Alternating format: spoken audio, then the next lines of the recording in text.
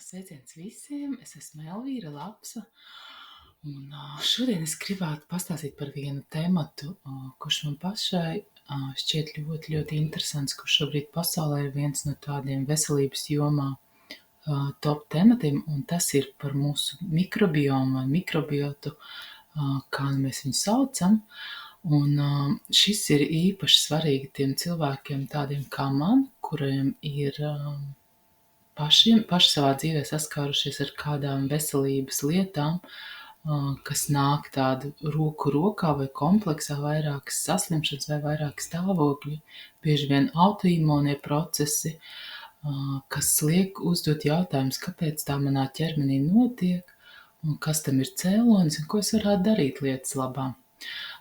Tāpēc ņemiet par labu to, ko es šobrīd esmu kaut kur izlasījusi, kaut kur konferencēs klausījusies, varbūt, ka tas jums būs noderīgi.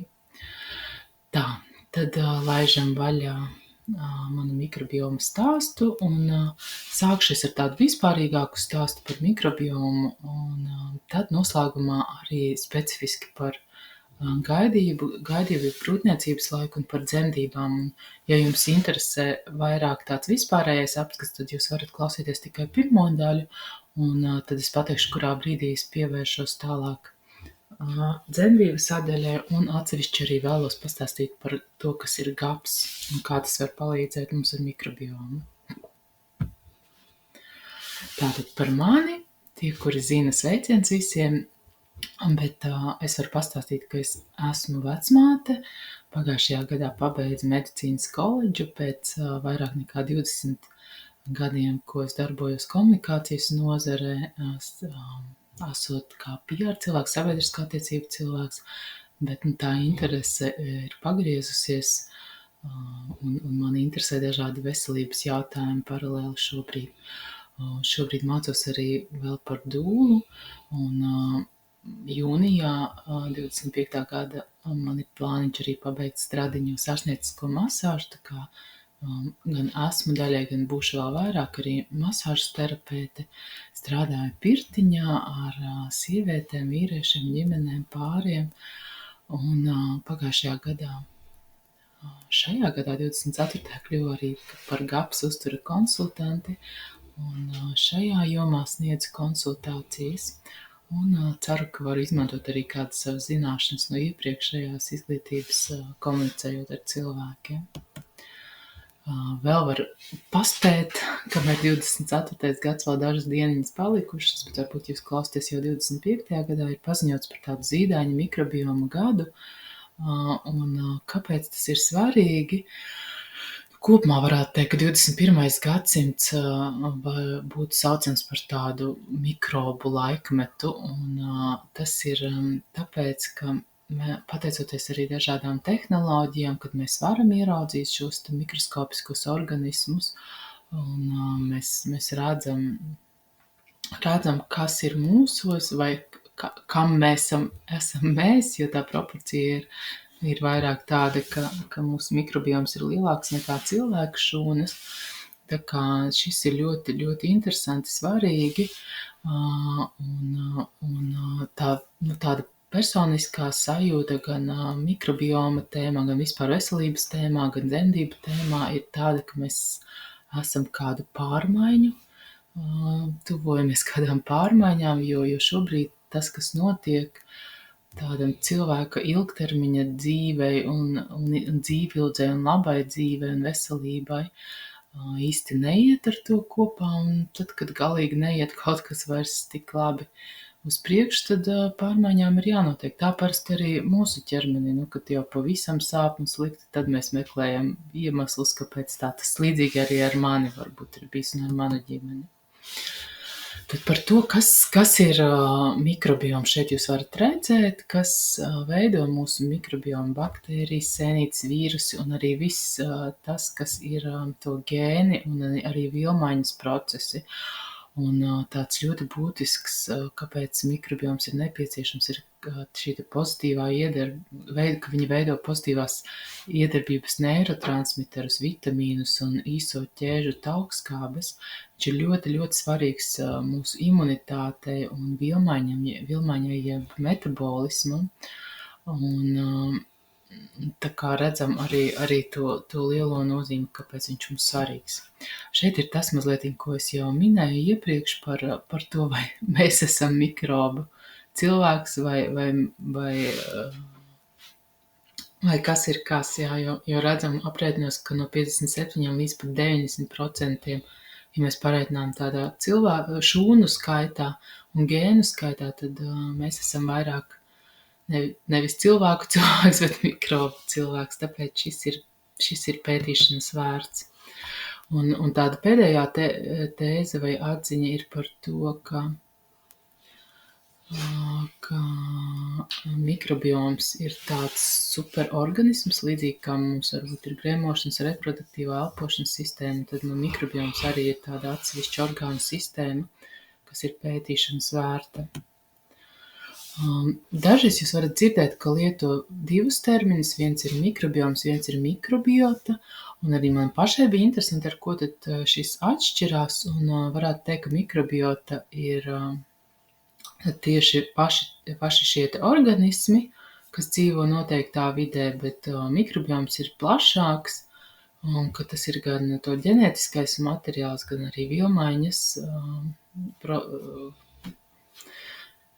vielas, kas rodas vielmaiņas vai metabolajos procesos, un arī tas, kā viņš iedarbojas ar vidi.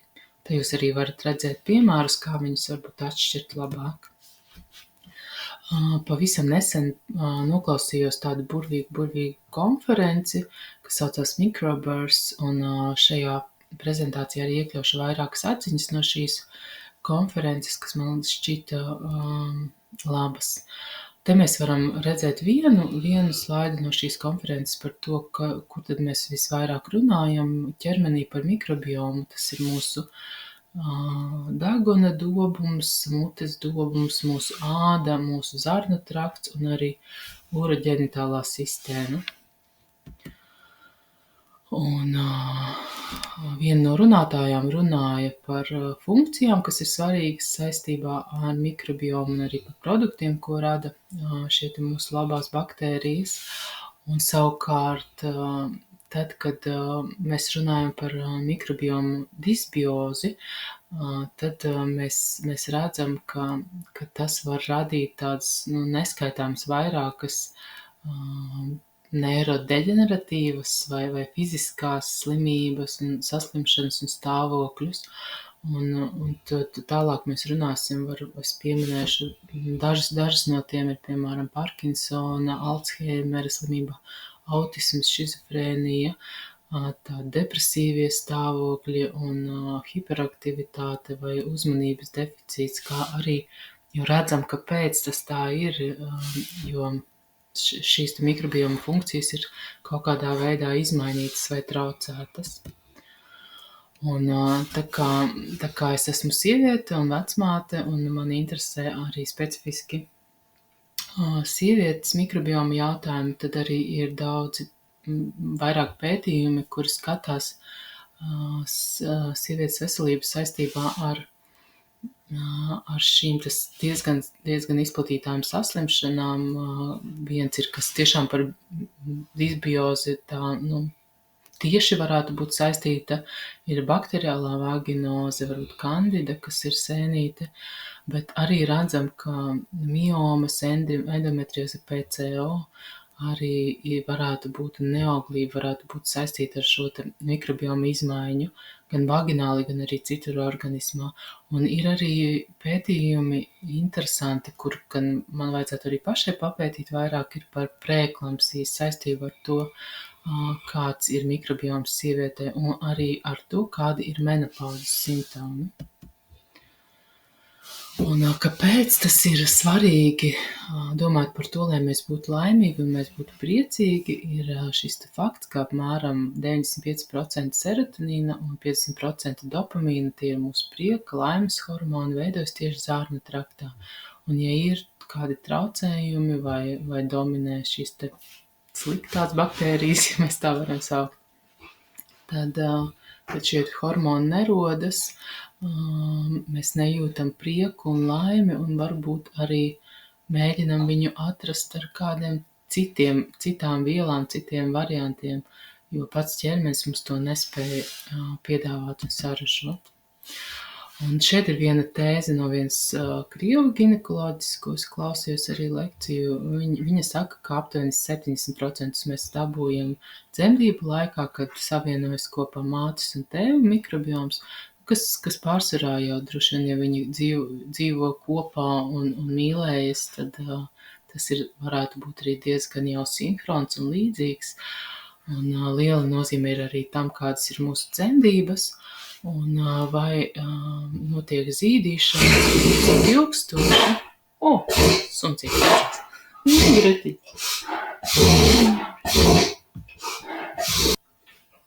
Uztaisīju pauzīti, suns kaut kur redzēja sapnī. Starp citu, mājdzīvnieki mājās arī ir pētījumi, ka pozitīvi ietekmē mūsu baktēriju daudzveidību un samazinās alerģiju bērniem, tā kā mājdzīvnieki, lai cik dažreiz tās spalvas ir. Bet tas liecina, ka tas tomēr ietekmē pozitīvi mūsu bērnus. Un savukārt šī ginekologa stāsta, ka 30% iespējams turpmākās dzīves laikā koriģēt. Ja jums interesē tieši par dzemdībām un mikrobiomu, tad šeit ir viena laba filma, ko es ieteiktu noskatīties. Un, lai varbūt būtu tāda skaidrība, es gribētu pastāstīt piemēru par mežu, kur mēs redzam augšā kreisajā stūrī. Es ceru, ka jums arī, vai otrādi, var sakot, augšējā stūrī mēs redzam šo te mežu, kas ir veselīgs, kur ir vairāki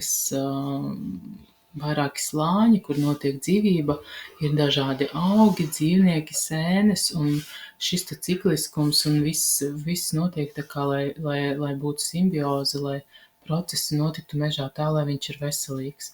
Un ja nu kaut kas notiek vai meža izcērt, vai ir vētra, tad mēs redzam, ka šajā apakšējā stūrī, kā šie procesi mežā mainās, gan mitrums, gan dzīvnieki, kas tur var dzīvot. Un līdzīgi ir arī ar mūsu mikrobiomu, ja ir kādi toksiskā ietekme, piemēram, antibiotiķi vai kādas citas vielas vai iemesli, tad mūsu mikrobiomam arī rodas šis kaitējums. Un šeit es iekamēju arī vienu atziņu no mikrobirth konferences, kāpēc šāda situācija ir izveidojusies tieši pēdējo 60 gadu laikā. Ir šis fakts, ka pārsvarā mums ir farmācijas vadīta medicīna, kur mēs, ja ir kāda saslimšana, akūta, hroniska, tad mēs pārsvarā izmantojam medikamentus. Bieži vien tie ir palīdzoši un ļoti vajadzīgi, bet dažkārt mēs tos lietojam nepārdomāti. Un mēs redzam, ka rezultātā šīs dažādas slimības sākas aizvien agrāk, piemēram, bērnībā jau sākas astma un aptaukošanās, un notiek arī tas, ka mūsu tāda kvalitatīvā dzīvildze samazinās. Un mēs redzam, ka šīs hroniskās saslimšanas notiek tāpēc, ka notiek tāda neregulēta pastāvīga neregulēts pastāvīgs iekaisuma process organismā, un mūsu mikroimūna sistēma kļūst disfunkcionāla. Tas ir tie procesi, kam vajadzētu notikt dabiski, nevar notiekt. Jo to var salīdzināt ar tā, ka tajā mežā notiek ugunsgrēks visu laiku, kas ir tas iekaisums, un ugunsdzēsēji visu laiku lēlē ūdeni, lai to iekaisumu mazinātu. Un kāda var būt runa, ka tas mežs kādā brīdī varētu sākt funkcionēt un kaut kas sākt augt atkal un veidoties jauna audze. Tā kā šobrīd runa, ka viedoklis ir un tēze par to, ka daudzu slimību pamatā ir šis disbiotiskais mikrobioms. Tā kā bez mikrobioma salabošanas kaut ko ārstēt citu, piemēram, dzert vairogdziedzeres zāles, tad tas nav tik efektīvi, kāds varētu būt, ja mēs paskatītos uz ķermeni kopumā. Un kāpēc, vēlreiz jautājot, tad mēs redzam, par to šauro celiņu un to robežu laiku, ko es runāju, ka šobrīd tā sabiedrības veselība tiek lēsts tik slikta kā nekad agrāk. Es nezinu, kā jūsu ģimenēs, bet pēc savas ģimenes es tiešām varu redzēt, ka ar katru nākamo paudzi tās saslimšanas ir palielinājušās. Kaut kas bija manai mammai, dzemdības bija visdrīzāk ierosinātas un visdrīzāk laida arī kādus medikamentus. Pēc tam 3 dienas mani nedeva mammai zīdīt, bet baroja ar glikozi, kas šis te autoimunitātes atrenēja ne tā, kā viņai vajadzētu, droši vien vairoja arī sliktās baktērijas. Tad atkal kā sieviete var normāli sākt zīdīt, ja 3 dienas bērns ir bijis projām. Protams, ka mammai arī neizdevās un nebija palīdzības, lai viņa mani varētu zīdīt, un deva dažādas tajā laikā pieņemās putriņas un pienu, kas manam ķermenim, manām zarnām nederēja un izsauca vemšanu. Tālāk jau bērnībā pārgāja iekaisuma procesā vidusausīm, un to savukārt ārstēja ar antibiotiķiem, ar vairākiem kursiem, kas atkal noplicināja manu mikrobiomu. Līdz ar to arī radās hormonālas problēmas, neauglība, vairogdziederes saslimšanas un dažādas citas lietas, kas šobrīd ir arī tādu savu diezgan lielu pīķi sasniegušas un neļauj man justies līdz galam tik labi, kā man gribētos šajā vecumā. Un savukārt mani bērni, kad jau piedzima, tad viņiem jau agrā bērnībā tiešām arī šīs autoimunās saslimšanas, vienam puikam asma un otram puikam 1. tipa cukura diabēts jau 3 gadu vecumā, tā diezgan traki. Un es ceru, ka mēs kaut ko varēsim darīt, lai mani mazbērni, lai jūsu mazbērni jau atkal varētu atgriezties atpakaļ un teikt, ka šī paudze ir veselāka nekā iepriekšējā. Un tātad, kā viena no tēzēm un iemesls ir par noplicināto mikrobiomu, kas vairs nespēja funkcionēt tā, kā viņiem vajadzētu un sniegt aizsardzību, un tiek lēsts, ka apmēram 1/3 no mikrobiomu mēs esam zaudējuši šobrīd.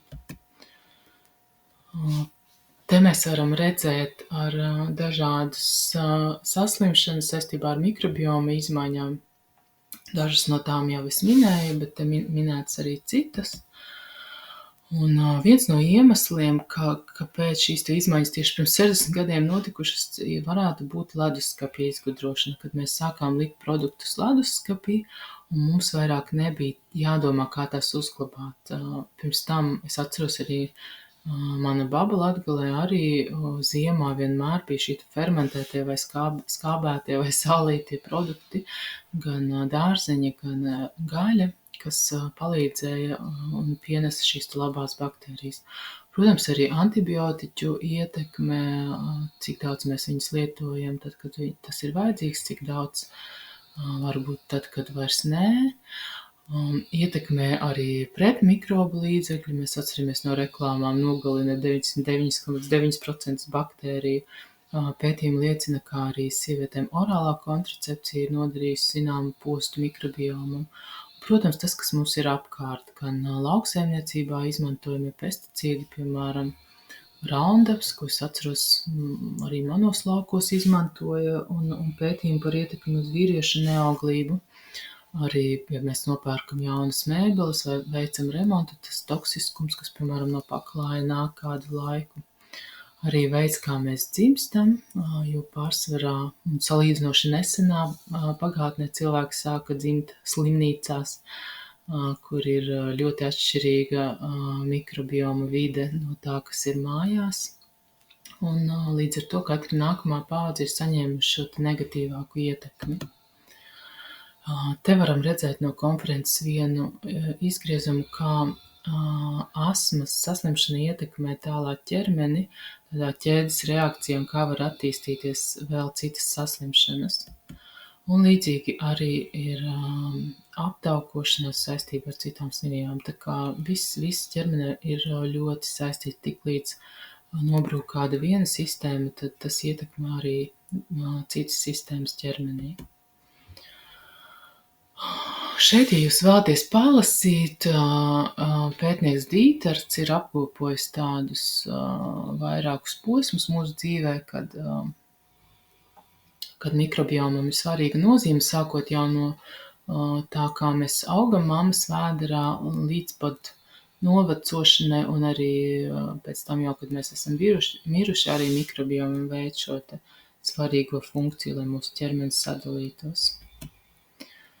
Mazlietiņ par gaidībām, un pēc tam būs mazliet vēl vairāk. Tātad tās pirmās 1000 dienas, kas ir no bērniņa ieņemšanas līdz 2 gadu vecumam, ir ļoti, ļoti, ļoti būtiskas, lai pareizi izveidotos viņa imunitāte, vielmaiņas procesi organismā, un ja kaut kas no šī iztrūkst gaidībās vai dzemdībās, tam var būt tādas sekas diezgan nozīmīgas uz turpmāko cilvēka veselību. Te mēs varam redzēt, piemēram, minētas grupas, un grūtniecība un jaundzimuši ir viena no tiem, kuras visvairāk ietekmē antibiotiķu lietošana. Un tas, kas mikrobioms ir, tas ir būtībā tāds mantojums vai dāvana, ko mēs saņemam no savas mammas, un viņa ir saņēmusi atkal no savas mammas, paudzi paudzēs, kas ir mūsu dzemdībās saņemtā dāvana, kas palīdz mums labi dzīvot šajā vietā, ko sauc par zemi. Un savukārt zīdaiņa mikrobioms dzimšanas brīdī ir tāda, varētu teikt, viena no svarīgākajām zīdaiņa ķermeņa daļām saistībā ar viņa ilgmūžību. Un varbūt, ka ir bijis vieglāk vai kaut kādas mūsu nezināšanas dēļ mēs šo faktu esam ignorējuši, bet turpmāk, lai šis te mikrobioms uzlabotos, mums ir kaut kas proaktīvi jādara, lai viņu aizsargātu. Un dzemdībās, tad, kad bērniņš dzimst mammai caur vagīnu, viņš ir mācījies, kamēr bijis mammas vēderā, caur placentu saņemtajām vielām, kāda tad ir mammas mikrobioms, viņš zina to, pazīst, un tad, kad viņš dzimst vaģināli, tad viņš tā kā satiek savus draudzīgo mikrobiomu, un viņi turpina draudzēties, un bērniņa imūnsistēma un vielmaiņa veidojas. Un ir tāda tēze par to, ka mammas vēderā viss ir sterils, bet dažas šobrīd tēzes ir par to, ka arī neliels skaits mikrobioma vai sāk apdzīvot jau arī placentu mammas vēderā, un tur ir tā saikne, ko es minēju par saistību ar preeklampsiju. Tā ir viena tāda saslimšana grūtniecības laikā, ko iespējams ar mikrobiomu uzķūnēšanu mēs varētu arī kā profilaktiski kaut ko darīt, lai viņa neattīstītos. Bet tālāk, kad jau bērniņš dzimst, tad pirmais, ar ko viņš saskarās, ir mammas vaginālā un anālā mikroflora, kas ir ļoti, ļoti tuvu ar tādu šauru sieniņu atdalīta. Tad dzemdībās mēs bieži redzam, ka mamma instinktīvi noskūpsta bērniņu un iedod savu mutes mikrofloru, un arī zīdot bērniņš saņem krūšu mikrofloru. Tā kā tāds ir tāds īpašs kokteils, kas ir kritiski svarīgs bērniņa turpmākai veselībai. Tad mēs redzam arī šo te angliski saucās seeding, bet latviski mikrobioma iesēšanās varētu teikt, kas ar mammas ādu arī mazulītim neģēbjot cepurīti, jo viņš ir siltumā mammas padusē un saņem šo te mammas oksitocīna skaisto kokteilīti. Tā kā, ja tāda var būt bildīta pēc dzemdībām, tad tas ir ļoti skaisti. Un, protams, arī zīdīšana, to drīzāk aicinātu uzlūkot kā tādu zīdaiņa tiesībām saņemt optimālu uzturu un labu mikrobiomu iepratim mammas izvēlē, jo tas bērna veselībai ļoti, ļoti, ļoti svarīgi. Un, ja ir nepieciešams atbalsts, tad mēs vienmēr varam lūgt palīdzību zīdīšanas konsultantiem. Arī tad, kad mēs joprojām, piemēram, esam dzemdību nodaļām, varbūt tur tas atbalsts dažreiz nav pietiekams, kā mums vajadzētu. Te varam redzēt, un to es jau minēju par tiem zaudējumiem, kas bērniem var būt, ja viņš nezīš. Tas tāda imūnsistēmas treniņš var nenotikt, un viņš drīzāk satiek tādas sliktās baktērijas, un iestājas šis te imūnsistēmas tā kā kariņš pret to, ko viņš nepazīst, nevis draudzēšanās ar baktērijām, ko viņš jau caur mammas vēderā ir iepazinis un zina, ka tādas viņš satiks. Un ķēzargrieziens ir viena operācija, kas mūsdienās glāb daudz sieviešu bērnu dzīvību, un tā ir sastāvdaļa dzemdniecībā, tāpēc arī cilvēki, kas strādā ar mikrobiomu, arī domā par to, ko varētu darīt to bērnu labā, kuri ir dzimuši tieši ar ķēzargriezienu.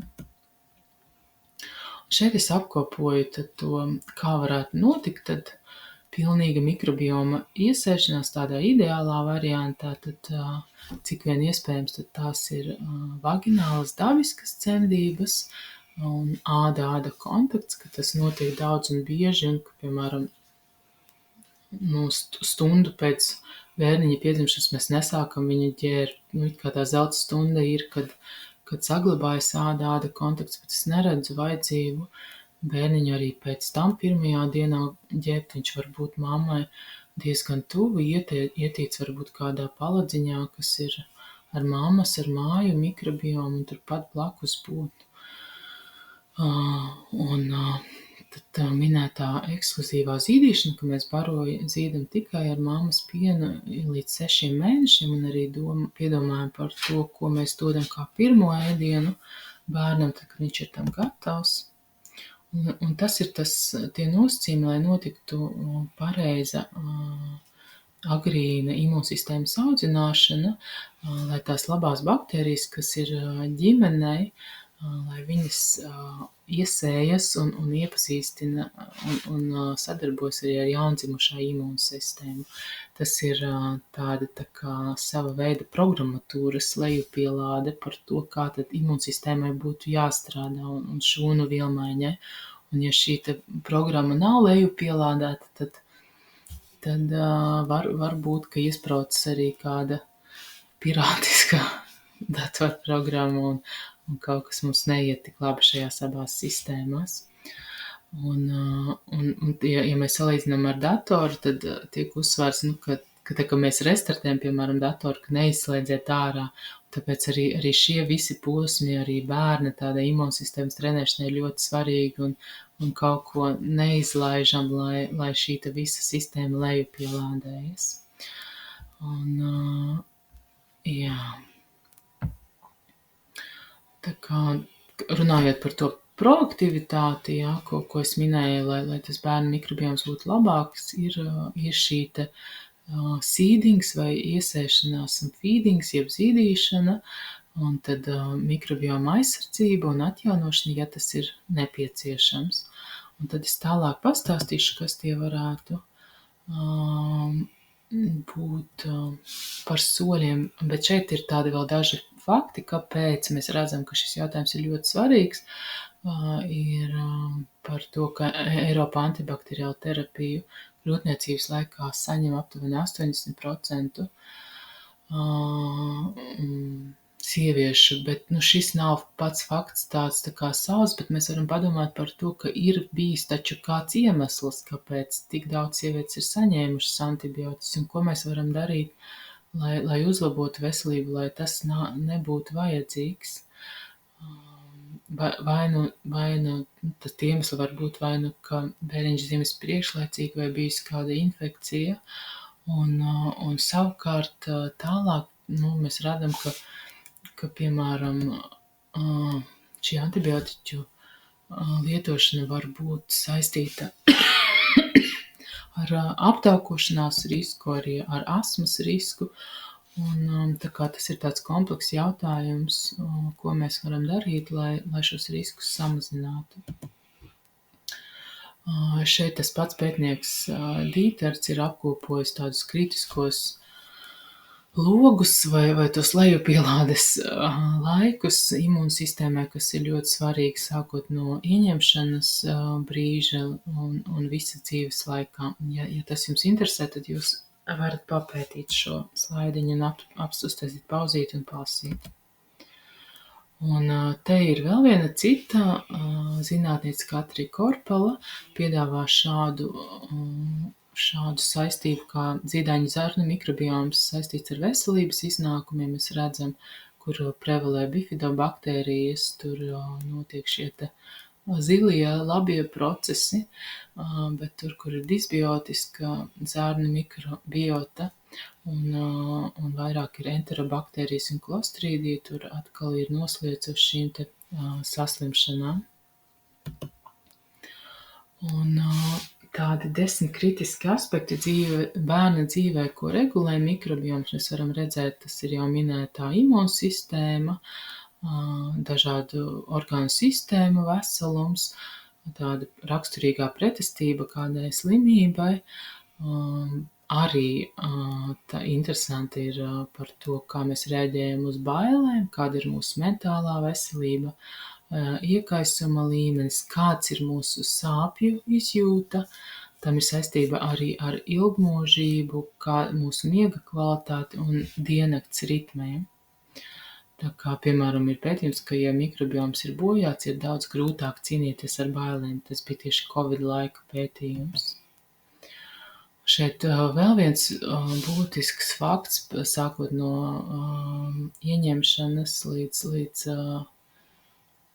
agrīnam bērna vecumam, par tiem faktoriem, kas var ietekmēt. Tad, kad mamma ir gaidībās, tas jau var būt mammas stresa līmenis, kas arī var ietekmēt bērna imūnsistēmu.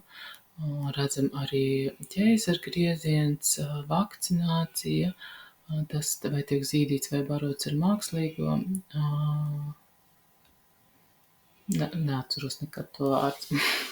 Un kāda ir šī ietekme no vides, kas ir bērnam apkārt, tajā skaitā arī plasmasas rotaļlietas un iespējamā BPA kontaminācija vai cik tas ietekmē viņa iekaisuma procesus. Un par vakcināciju vairāk ir jautājums par to, vai tajā brīdī, kad tas tiek piedāvāts, vai mazuļu sistēma ir sabalansēta un gatava vakcinācijai, un vai šīs vakcīnas ir labas mikrobiomam. Un šie ir tādi būtiski jautājumi, kurus mēs kā vecāki varam pirms vakcinācijas uzdot. Un šeit arī mēs redzam vairākus Katrija Korpela piedāvātos apkopotos faktorus, kas ietekmē un izjauc zīdaiņa mikrobiomu dažādos iespējamos posmos. Un tas, viens interesants fakts, ko viņi saka, piemēram, ka ķēzargriezienā antibiotiķu ietekme nav tik liela, bet vaginālās dzemdībās antibiotiķu lietošana, piemēram, ja ir bijis BGS streptokoka analīze pozitīva, tad tas ietekmē vairāk. Savukārt mikrobioma izmaiņas līdzvērtīgi negatīvas abos gadījumos, un atjaunāšanās jānotiek pēc iespējas ātrāk pēc šīs negatīvās ietekmes. Un, ja jums interesē tieši par vakcināciju vairāk, tad es esmu ielikusi nelielu tulkojumu no GAPS autoras Natašas Kembeles-Makbraides grāmatā uzrakstītiem tādiem kritērijiem, kad mēs bērnu vakcinējam un kad mēs apdomājam kādu citu variantu. Un šeit ir viens arī ļoti interesants, manuprāt, apkopojums dažādu pētījumu no Dīterta, kur viņš ir apskatījis pētījumus par to, kā medikamenti, kas ir radīti pēdējo 60 gadu laikā, kā viņiem ietekmēš mikrobiomu. Un viņa secinājums ir par to, ka īstenībā tā negatīvā ietekme uz mikrobiomu nemaz nav tā īsti skatīta un ņemta vērā. Un šeit mēs, piemēram, varam redzēt tādu daudz izmantotos nesteroīdos pretiekaisuma līdzekļus, kas ir ibumetīni, ibuprofēni, nurofēni, un kāds viņiem ir negatīvā ietekme uz mikrobiomu, un kā, piemēram, probiotiķi var uzlabot šo funkcionalitāti atpakaļ. Redzam arī, piemēram, sāpju dažādas medikamentus, kas arī zārnu mikrobiomu padara disbiotisku un var ieslēgt tādu atkarību. To arī, piemēram, Mišels Udēns arī skatās savā tādā datubāzē par to, cik daudz un kāda varētu būt ietekme tiem bērniem, kuriem dzemdībās ir šie opioīdi izmantoti, vai viņiem ir vai nav lielāka nosliece uz atkarībām. Un te mēs redzam, piemēram, arī tāds atklāts jautājums, ko, manuprāt, varbūt, ka ir vērts papētīt, ir par to, kādus tad medikamentus mēs izmantojam šobrīd populārajā epidurālajā anestēzijā, un kā tie var vai nevar ietekmēt mikrobiomu tajā skaitā. Šeit ir viens no tā slavenā čata mākslīgā intelekta, ko viņš man ir atbildējis par epidurālo un opioīdu lietošanu. Bet šis nav ļoti zinātniski, šis būtu jāpapēta plašāk. Bet jautājumus un pārdomas tas izraisa. Un nonākot pie zārnu trakta, mēs redzam arī tāds daudz, kur runā par to, ka ir saikne zārnu traktam un smadzenēm, kas tātad saistībā ar to, kas notiek mūsu zārnās un mūsu mentālajām un fiziskajām saslimšanām. Un šeit mazliet stāsts par GAPS. Es domāju, ka daļa no jums ir to dzirdējusi, pateicoties Cilvijai Ābelē šeit Latvijā. GAPS sindroms viena daļa ir, kas saista šo zārnu traktu un psiholoģiskos dažādus stāvokļus, piemēram, gara stāvokļa izmaiņas, atmiņas problēmas, uzvedības, un varat redzēt šeit citu, kas ir minēts. Un otra sadaļa ir fizisko zārnu trakta un fizioloģiskais sindroms, kur atkal mums ir dažādas muskuļu problēmas, galvas sāpes, dažādas biežas infekcijas, neauglība, anēmija. Un šī GAPS autore, doktore Nataša Kembele-Makbraide, mēģina to skatīt kopumā holistiski un meklēt iemeslus, kāpēc tas notiek šādi. Un kāpēc tad tas notiek, ir tas, ko es jau minēju, ka kaut kādu iemeslu procesu rezultātā izveidojas zārnu mikroflorā kaut kas citādāks, nekā viņam vajadzētu būt veselīgi. Mums rodas tāds uzturvielu trūkums, tiek bojāta zārnu gļotāda, rodas pārtikas alerģijas, un caur šo te bojāto zārnu mikrofloru vai caur caurumiem vai kā angliski sauc leaky gut, mums atkal tiek sarnās ražoti un tiek iekšā un izplatīti pa visu ķermeni toksīni, un visu laiku mūsu detoksikācijas sistēma darbojas, un vienā brīdī viņi pasaka, šis pat traku un nobrūk, tad tajā brīdī pievienojas autoimūnie procesi, un tā kā var tikt šķērsota arī smadzeņu barjera un ietekmēt gan mūsu smadzenes, gan arī kādas citas ķermeņa daļas, piemēram, vairogdziedzeres vai aizkuņu dziedzeres vai kaut kas cits no hormonālās sistēmas. Un tā kā notiek tāda pārklāšanās, jo ietekme ir uz vairākām organismu sistēmām. Un te mēs varam redzēt tās saslimšanas, kas ir raksturīgas GAPS bērniem. Autisma pieaugums ir dramatisks, un tam gan, manuprāt, vajadzētu pievērst uzmanību un iemesliem. Un tādi vizionāri, un kuri skatās drusciņi pāri, tāda ikdienas dzīve ir izvirzījuši kādas hipotēzes šiem, kāpēc tas šobrīd ir tik ļoti pieaudzis, gan saistībā ar šo te mikrobiomu, gan saistībā ar to, kas notiek dzemdībās. Un redzam arī citus, arī manis minētas mana dēla slimība, cukura diabēts, arī strauji augoša lēkme asmai un alerģijām un dažādām ādas problēmām.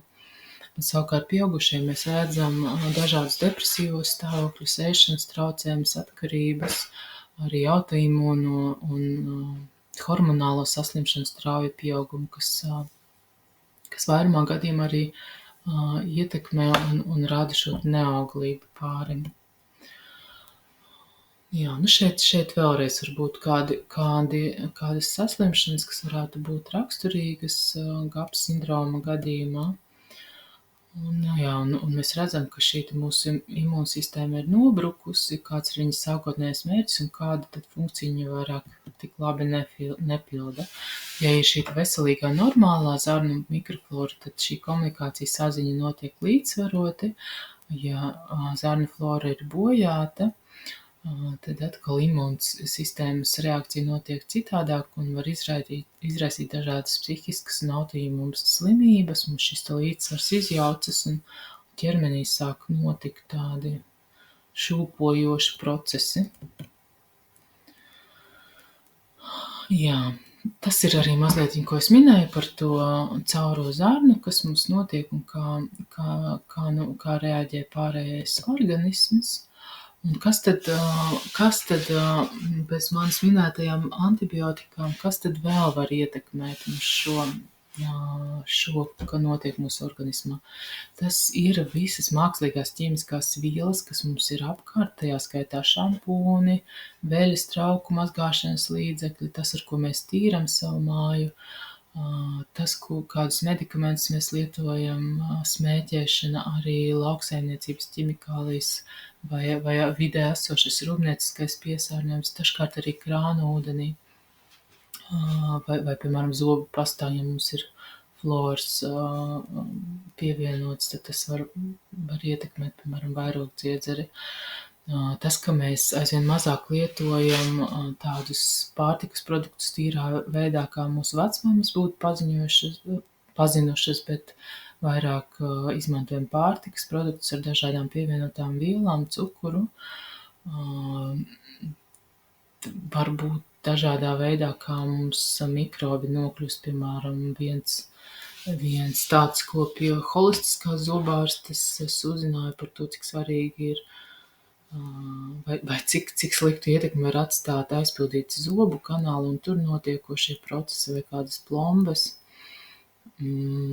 tad, jā, tas savukārt var radīt tos bojāt zārnu floru, mums var būt uztura deficīts, mēs arī varam negatīvu ietekmi atstāt nesauļojoties vasarā vai liekot sauļošanas krēmu, kur dažkārt ir sliktāka iedarbība nekā mums saulīte var dot un radīt šo D vitamīnu deficītu. Un arī tas, kā mēs dzīvojam ar elektromagnētisko lauku pastāvīgi mums apkārt ar ļoti augsto stresa līmeni, mazkustīgo dzīvesveidu. Tā kā viss kopā mums ir radījis tādus iemeslus, kāpēc ir sliktāk nekā varētu būt.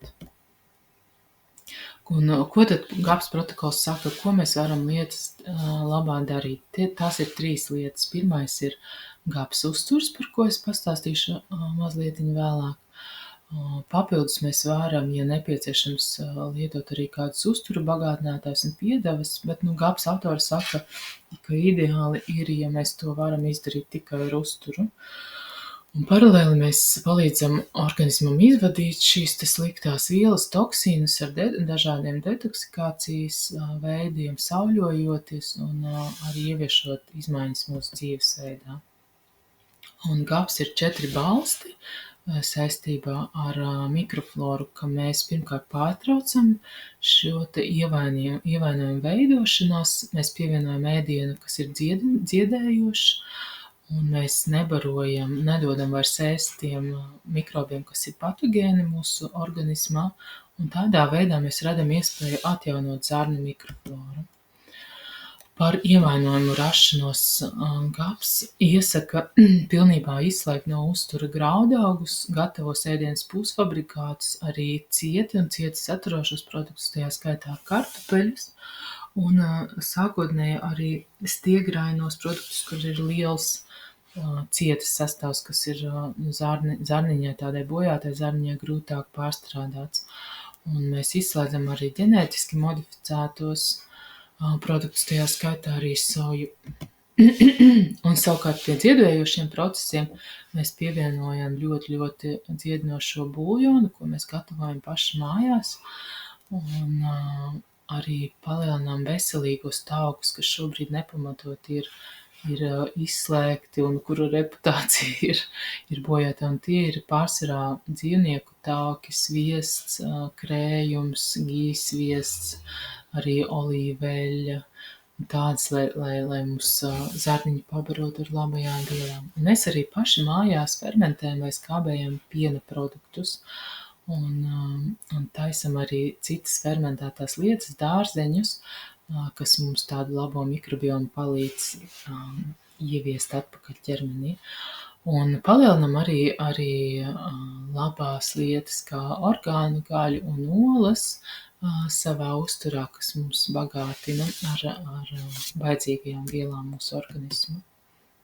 Nebarojam patogēnus ar to, kas viņiem garšo, redzam, ka izslēdzam cukuru, bet no saldajām lietām atstājam tikai kādu vietēju ražoto medu, un arī pildvielas mēs izslēdzam, kas varbūt, piemēram, tad, kad mēs runājam par cukura diabētu,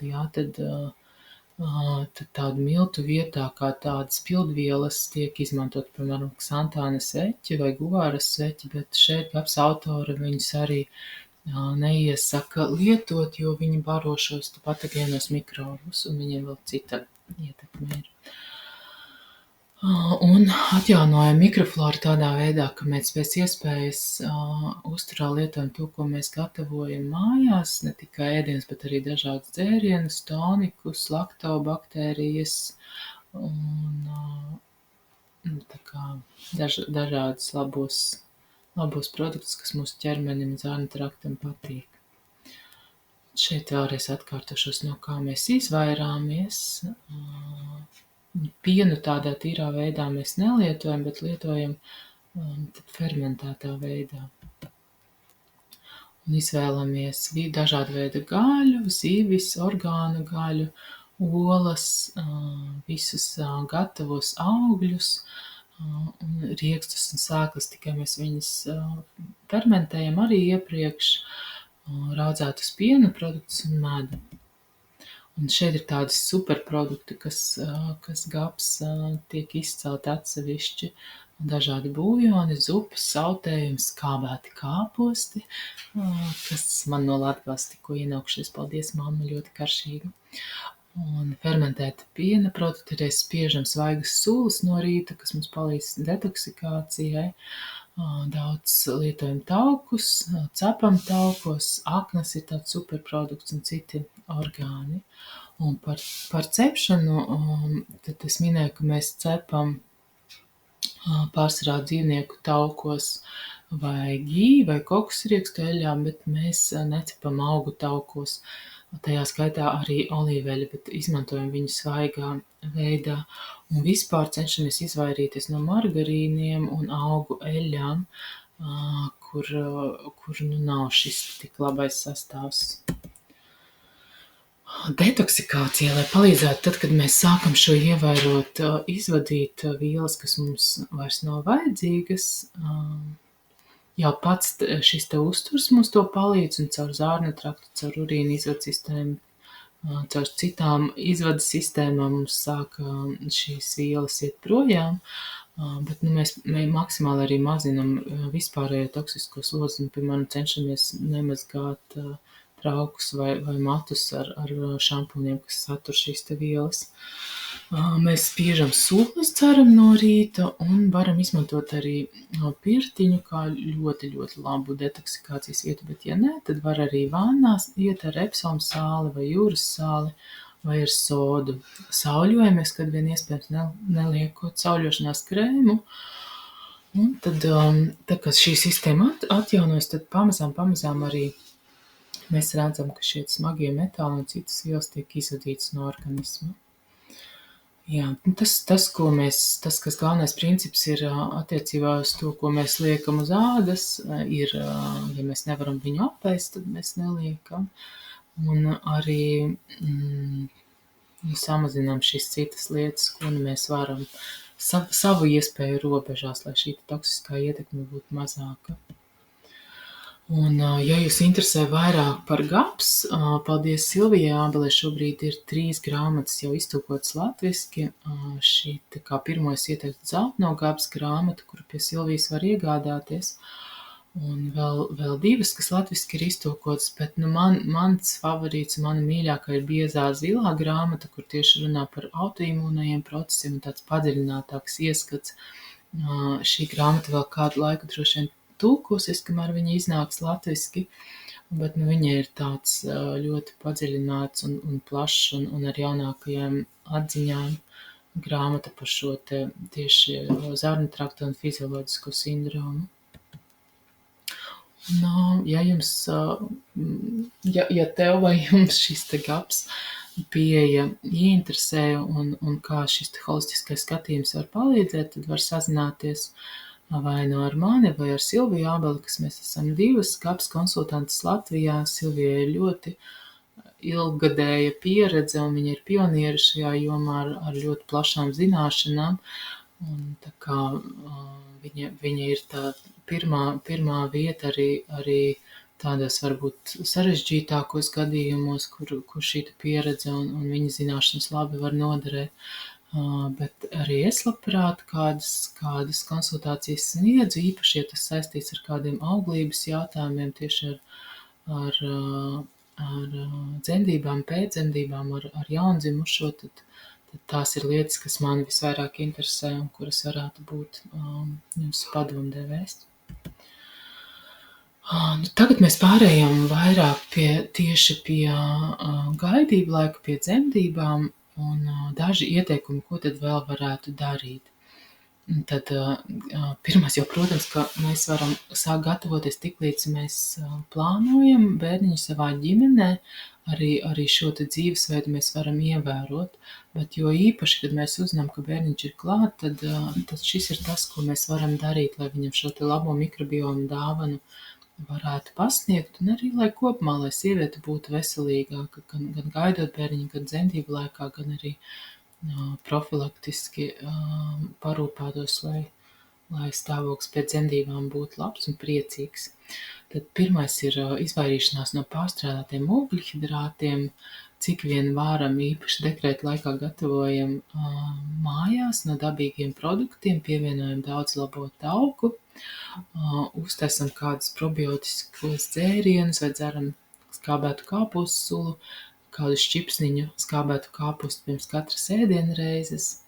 Un varbūt, lai cik gribētos kaut ko remontēt vai pirkt jaunas mēbeles, tad gaidību laikā to cenšamies tomēr nedarīt. Ja ir vasara, tad sauļojamies, nenēsājam saules brilles, lai neietekmētu šo te melatonīna ritmu. Pie baibas pieļas var vairāk paklausīties un iedziļināties. Staigājam basām kājām, peldamies dabiskajos ūdeņos. Tādas varbūt es apdomātos par to, vai peldēties tajos baseinos, kur ir chlorēts ūdens, bet savukārt varam taisīt arī gan kāju vanniņas, gan parastās vannas ar sodu, ar epsomu sāli, ar kādām garšīgām, bet smaržīgām ēteriskajām eļām, dabiskajiem augiem. Un arī varbūt vismaz tad, kad ejam gulēt, tad noņemam tos pulksteņus elektriskos, izslēdzam tīklus un uztaisam tumsiņu mājās, lai šis te tumsas gaismas ritms mums būtu ievērots un ķermenis varētu atjaunoties. Ir daži jautājumi, ko zinātnieki sāk uzdot par ultraskaņu, kur arī šis Dīters pētnieks viens runāja par to ultraskaņas sterilizācijas spēju, un es atceros, ka mans vīrs kādreiz tīrīja šķiet lidmašīnas detaļas, un viņi tieši ultraskaņu izmantoja. Tā kā par to, kāda ir sonogrāfijas ietekme uz mikrobiomu, bet tur tādos bērnu autiņos, un varbūt kādi pētījumi varētu būt tuvākajā laikā. Bet savukārt no tādām lietām, kas vēl varētu uzlabot mūsu mikrobiomu, Ir kefīrs, ko es pirmo reizi dzirdēju Vācijas vecmāšu konferencē aizpagājušajā gadā, kur runāja vairākas Amerikas vecmātes par to, cik tas ir labi izmantojams.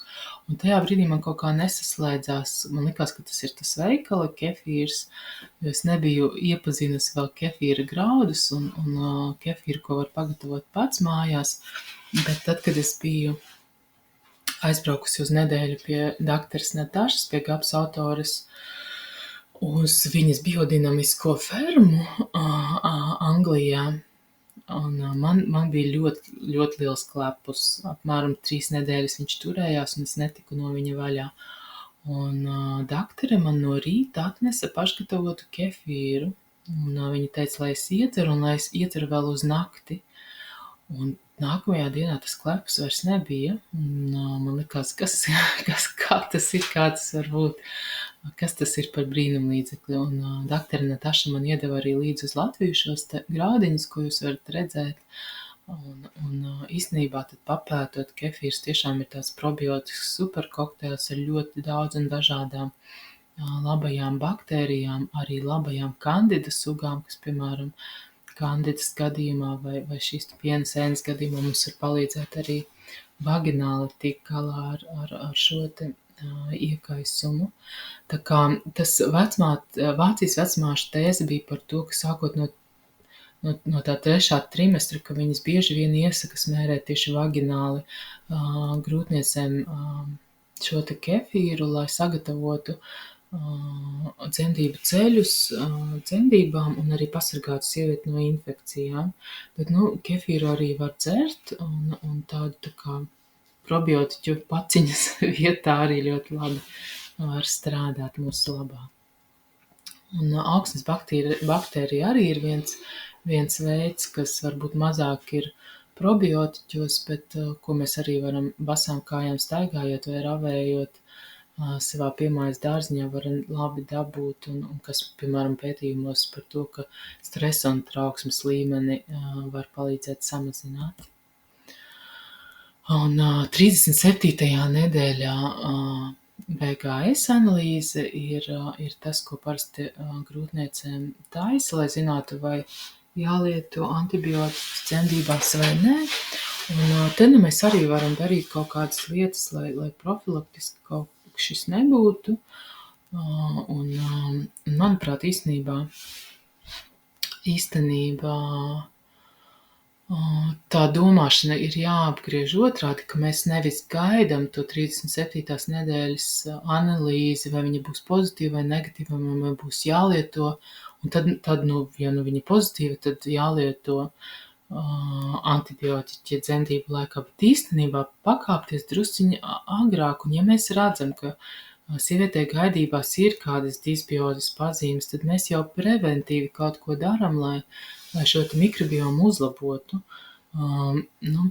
Kaut vai tas, ka mēs lietojam probiotiķus, un ir šie te pētījumi, ka jau ka šajos gadījumos arī tas streptokoku skaits ir samazinājies, bet tie pētījumi ir vajadzīgi arī vairāk. Un šeit mēs varam redzēt, tādu 21. gada pētījumu, kur bija šis te pozitīvs BGS analīze, un sievietes sāka lietot orāli probiotiķus, un atkārtotajā testā jau šie rezultāti bija daudz labāki. Bet šeit tas, ko šī posta autori iesaka, ir probiotiķus orāli un vagināli lietot, tajā skaitā arī kefīrs kā viens no probiotiķiem var imūnsistēmas, atbalstam arī C vitamīnu, lietojam fermentētus produktus, cik vien varam, arī ēdam veselīgi, lai barot labos mikrobus un sliktie, lai nedabū ēst un dodas projām. Arī daudz sāļojamies un lietojam D vitamīnu. Un pēc kāda laika atkārtojam testu, varbūt, ka tas jau būs citādāks. Jo tas, ka mēs lietojam vai nelietojam antibiotiķus dzemdībās, tas tā diezgan, tur gan pētījumos ir skaidrs, ka tas diezgan ietekmē gan mūsu, gan bērnu mikrobiomu. Un domājot tieši par pašām dzemdībām, mēs varam padomāt par to, kur mēs jūtamies drošāk dzemdēt vai nu dzemdību nodaļā, stacionārā slimnīcā vai mājās. No tāda mikrobioma viedokļa tiek uzsvērts, ka nav labākas vietas, kur dzemdēt kā savas mājas, jo slimnīcā tomēr var būt šī rezistento baktēriju problēma un arī tādas pārlieka sterilitāte. Un ja nu tas notiek slimnīcā, tad piedomāt par to un gatavot mikrobiomu īpaši šim notikumam. Mēs varam arī piedomāt, kuras būs tās pirmās rokas, kuras pieskaras bērnam, un kādu arī no šīm rokām bērns saņem mikrobiomu sīdingu. Ja ir plānots ķēzergrieziens, ko tad var darīt? Ja šis jau ir zināms, tad mamma laicīgi var sākt gatavot savu mikrobiomu un vairākus mēnešus pat iepriekš var sākt lietot probiotiķus. Un tas, ko viņi var darīt mazuļu labā, ir vismaz 6 mēnešus zīdīt, bet pēc iespējas ilgāk pāri gada vecumam noteikti. Un mēs varam paņemt kaut ko no mājas mikrobioma, lai šis sīdings varētu notikt labāk. Tas var būt kāda sēdziņa no mājām, kurā ietin bērnu, vai arī ietinam bērnu mammas vai tēta tēkraklā, kurš kādu laiciņu ir nēsāts un tā iesvīdis, jā. Un arī šo te pirmais svarīgais kontakts ar mammu, ar āda vai mammas skūps arī dzen. Un ja mamma paliek dzemdību zālē, tad pēc iespējas arī turam pliku bērniņu uz tēta vēdera.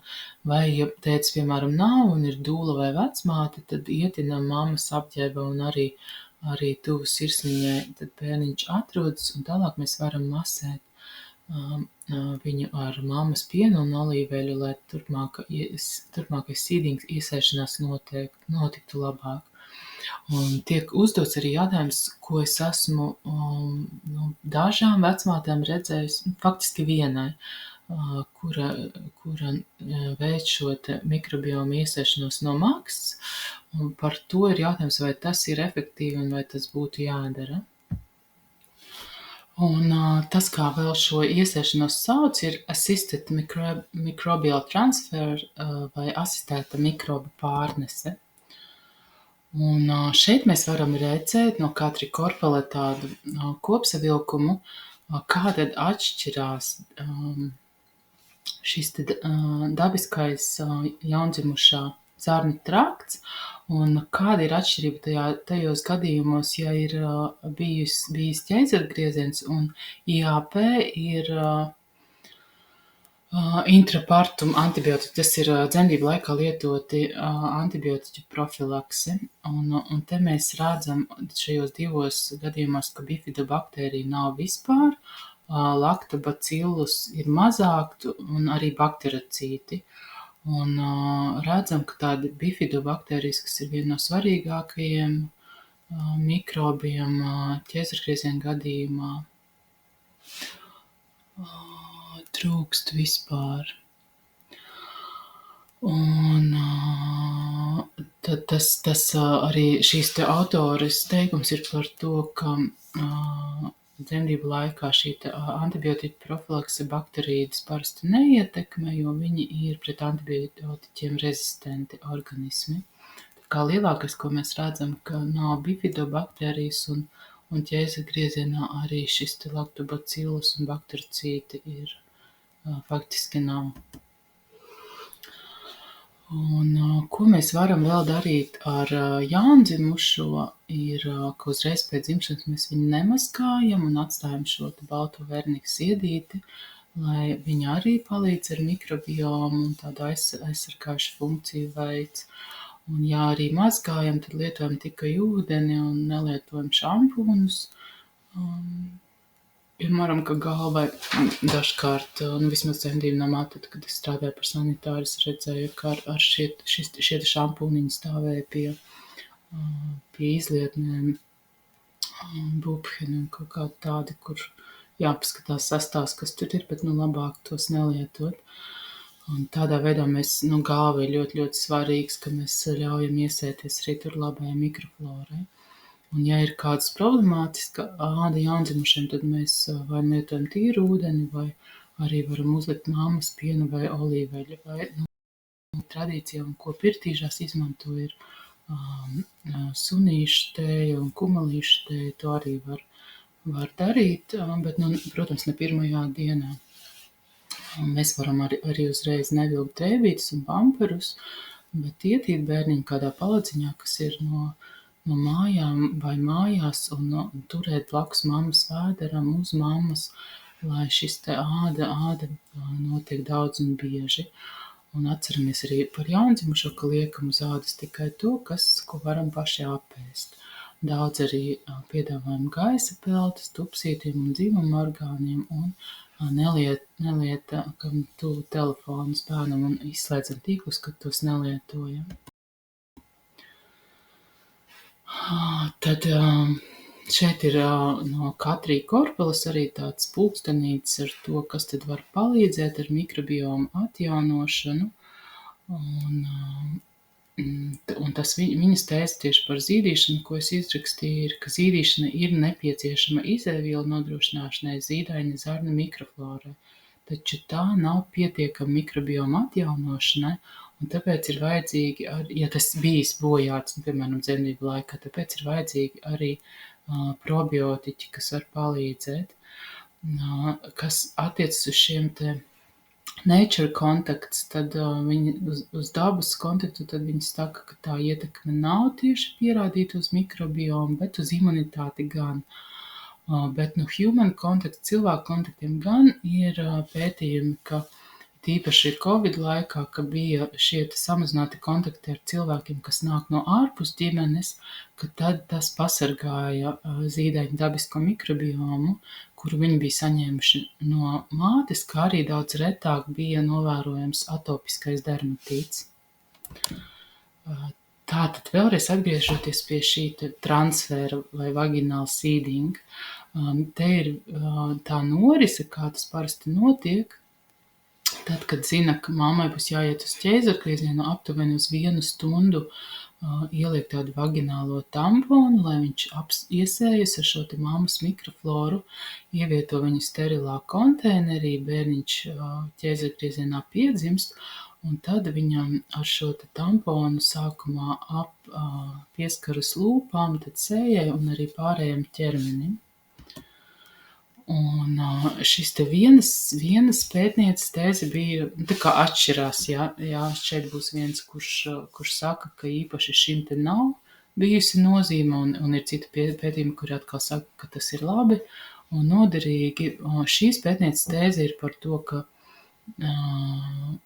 ir atšķirīgi mikrobioms, kas mums ir zārnu traktā un kas ir vagināli, un tāpēc, ja mēs šādā veidā to sīdingu vai transferu daram, tad vaginālie neizdzīvo gremošanas sistēmā un otrādi.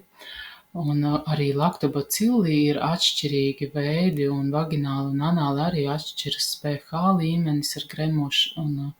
Un šajā gremošanas traktā parasti baktērijas nemīl skābekli, un tādā veidā viņas tēze ir par to, ka šis te vaginālais transfers vai sīdings nav liederīgs.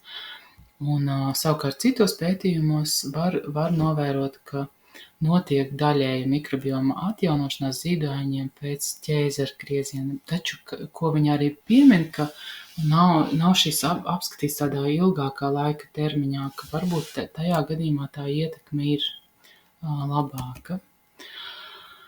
Un ka iespējams ir tieši imunoloģisks efekts, nevis tāds tieši uz mikrobiomu izmaiņām tas efekts. Šeit mēs redzam vienu citu pētījumu, un ka šīs te izmaiņas tika novērotas, ka ietekme bija, un ka šī autori iesaka to praktizēt. Un šeit bija arī pētījums ar pelēm, kur arī notikusi vagināla seeding, un redzēja, ka tajos gadījumos šīm te pelēm bijis labāks mikrobioms un nebija šīs te intraabdominālās adipozās šūnas. Tā kā, bet šis secinājums bija, ka šobrīd šī vaginālie sīdingi būtu veicami tādos tikai klīniskajos pētījumos, kamēr nebūs pietiekami pierādījumi par ieguvumiem veselībai un drošībai.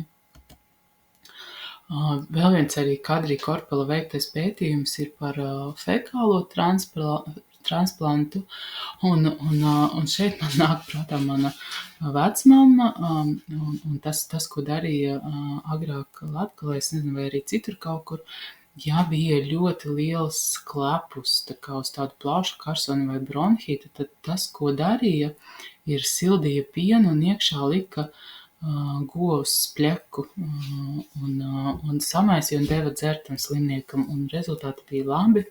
Un šeit mēs redzam arī šajā gadījumā, un kāpēc, jo govī ir vairāk šie rūmeni, kur gremošanas traktā veidojas ļoti tāds bagātīgs mikrobioma kokteilis, kas tāds ir papildus karaspēks, kas var šo infekciju elpošanas ceļos vai kaut kur tālāk palīdzēt arī pārvarēt.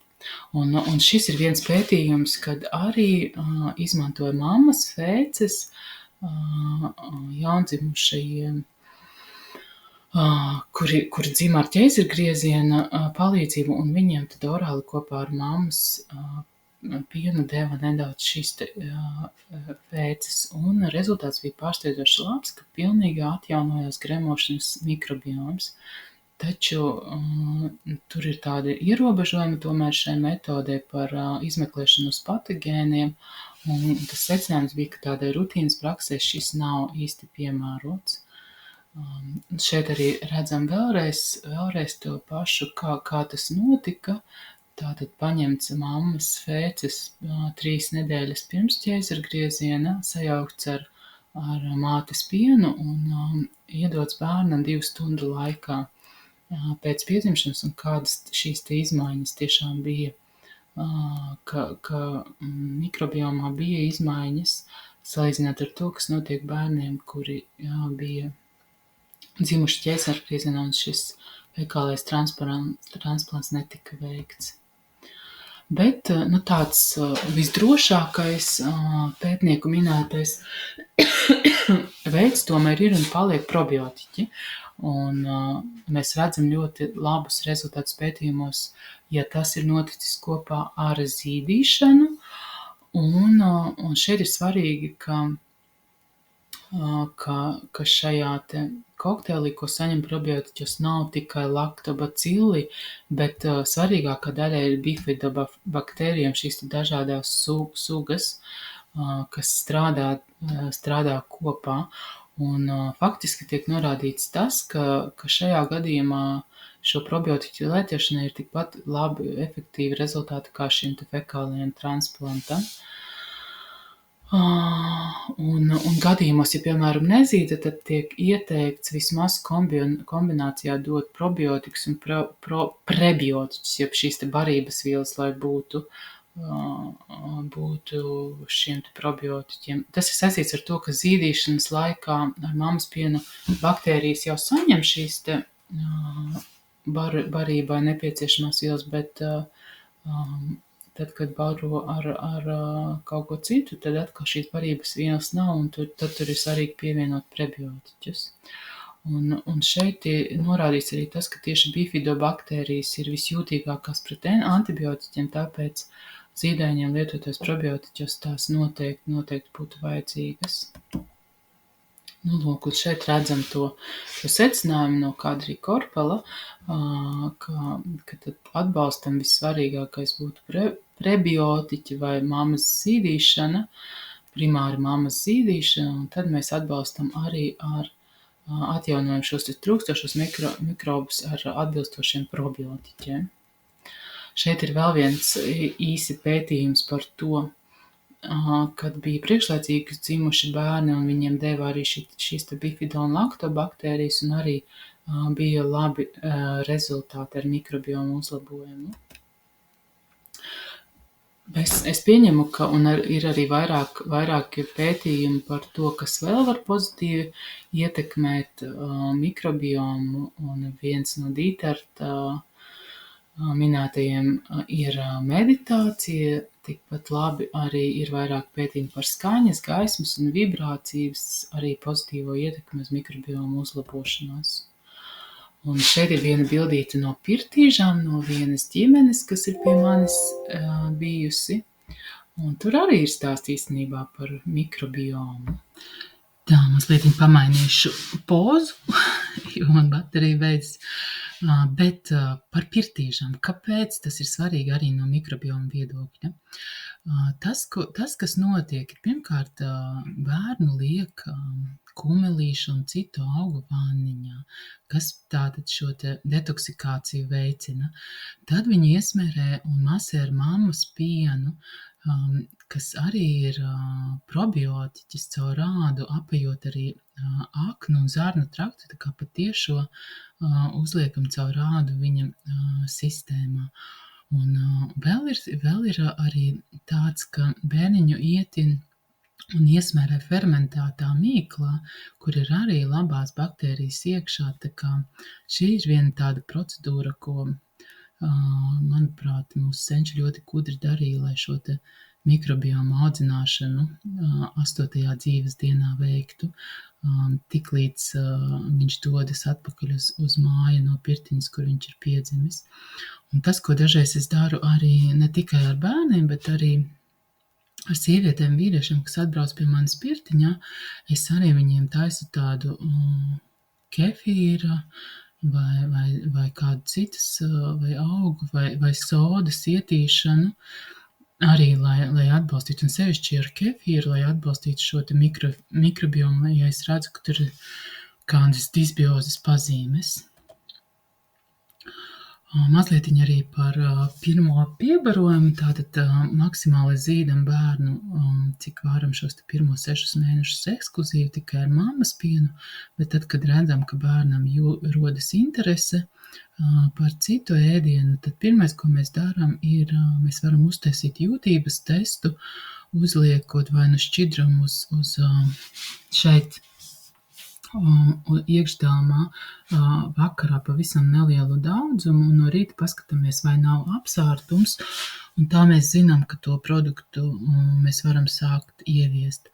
Un tas, ko mēs varam sākt ieviest, ir ar mājās vārītu gaļas vai zivju buļļonu, tas, ko arī mēs paši lietojam, uzturā ar kādām svaigi spiestām dārzeņu sulām ar nelielu daudzumu, varam dot pagaršot arī probiotiskos produktus, no tādiem es ieteiktu sākt ar pašgatavotu jogurtu, arī pēc tam vēlāk dārziņu zupas vai biezeņus, pievienojam dažādus taukus, eļļas, pēc tam jau arī gaļiņu vārītu, aknas, zivis, no augiem avokādo, arī ja pievienojam olu, sākam ar dzeltenumu, tad arī baltumu.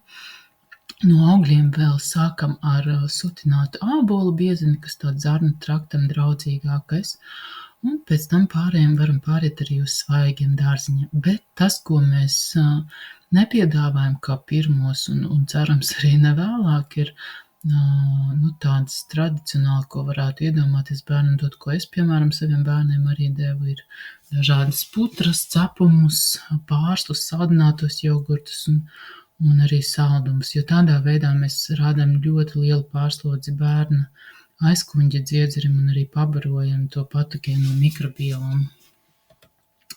Tā kā tuvojoties beigām, es gribētu teikt, ka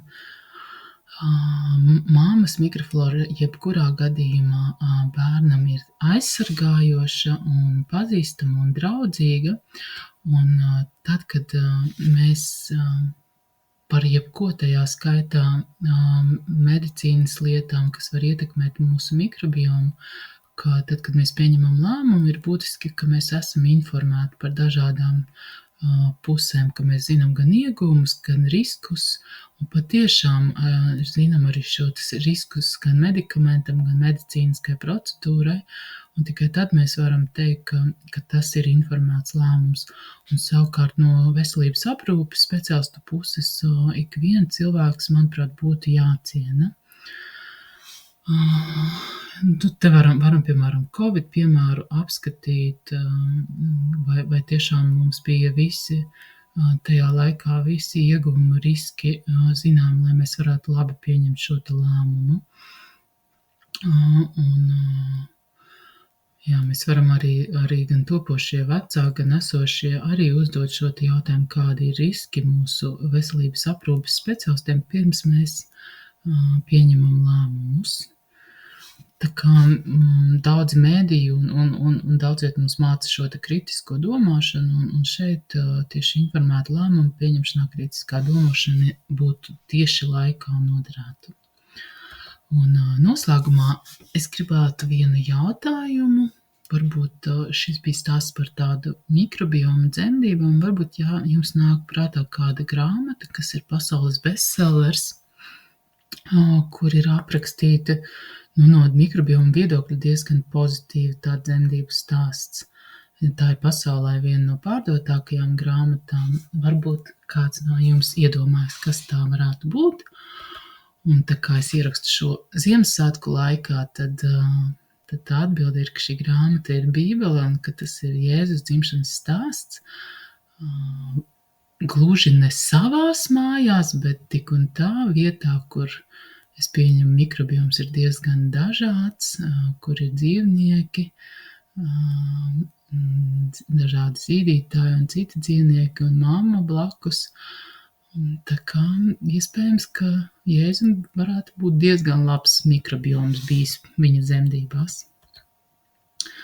Un es gribēju pastāstīt arī par to, kas paralēli mikrobiomam, manuprāt, nodarbina, ir smadzeņu darbība, tad, kad mēs gaidām bērniņu, un kas notiek mūsu dzemdībās un pēcdzemdību laikā saistībā ar tādu mūsu trīs daļām mūsu smadzenēs, kas ir reptiļu smadzenes, otrais ir limbiskā sistēma un trešais ir neokorteks, un tas mani interesē saistībā ar sāpju jautājumu dzemdībās, it īpaši, bet arī ar vispār tādu hormonālo kaskādi, kas notiek. Un te arī viena atsauce uz slaveno grāmatu, uz Mūzes atklāsmes grāmatu par un teikumu, kas tur parādās pēc tam, kad Ādams un Ieva bija apēduši to aizliegto augli. Es vairošu tavas sāpes un tavas grūtības mokas ar sāpēm, tev būs dzemdēt bērnus. Un jautājums, vai tad pirms šī te augļa labā un ļaunā atzīšanas koka augļa apēšanas, vai tiešām var būt tad sievietes ir dzemdējušas bez sāpēm. Un jautājums, kas ir šis apēstais auglis? Kas ļāva acīm atvērties? Vai tas ir no smadzeņu daļām mūsu neokorteks, mūsu jaunās smadzenes?